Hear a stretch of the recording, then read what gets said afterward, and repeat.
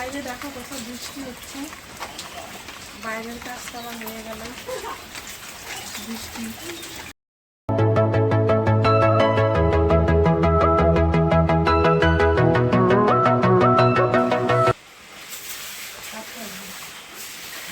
তো এখনো শেষ হয়নি, জল তোলা শেষ হয়। দেখ এত জল, আমাকে এই কাজটা একদম পছন্দ লাগে না। প্রত্যেকবার বৃষ্টি হলেই এত জল উঠিয়ে ঘরের মধ্যে আসবে, বাইরের জলগুলো ঘরে ঢুকে যাচ্ছে।